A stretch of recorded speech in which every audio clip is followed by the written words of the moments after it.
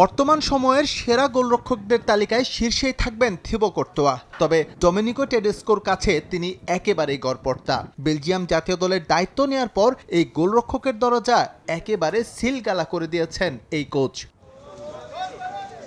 দলের অন্যতম সেরা অস্ত্র হঠাৎই কেন ব্রাত্য হয়ে পড়ল টেডেস্কোর কাছে?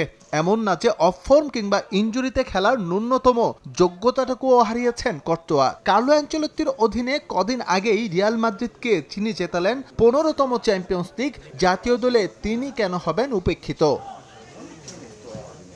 এমন প্রশ্নগুলো যখন দানা বাঁধছিল তখন বোমা ফাটালেন থিবো কর্তোয়া। ডমিনিকো টেডেস্কোর অধীনে আর কখনোই জাতীয় দলে ফিরবেন না বলে স্পষ্ট জানিয়ে দিয়েছেন তিনি। ইউরোর রাউন্ড অফ 16-এ ফ্রান্সের কাছে হেরে বেলজিয়াম বিদায় নেওয়ার পর বেশ সমালোচনার মুখে টেডেস্কোর টেকনিক। এর মাঝে কর্তোয়ার এমন মন্তব্য নিশ্চয়ই বিপাকে ফেলবে রেড ডেভিল কোচের ভবিষ্যৎ।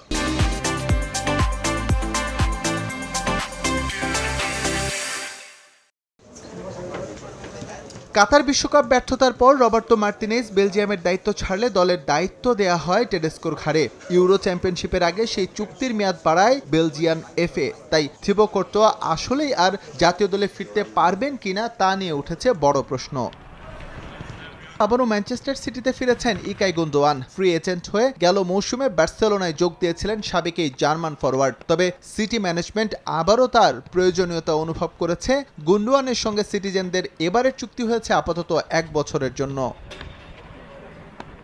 বার্সেলোনার সঙ্গে গুন্দোয়ানের আরও 2 বছরের চুক্তি থাকলেও ম্যানচেস্টার সিটি ফিরিয়েছে তাকে। হুলিয়ান আলভারেজ অ্যাথলেটিকো মাদ্রিদ চলে যাওয়ায় একটা শূন্যতা তৈরি হয়েছে সিটিজেন শিবিরে। এছাড়াও ইনজুরির কারণে উইঙ্গার অস্কার ববের সার্ভিস বেশ লম্বা সময় ধরে মিস করবেন গার্দিওলা।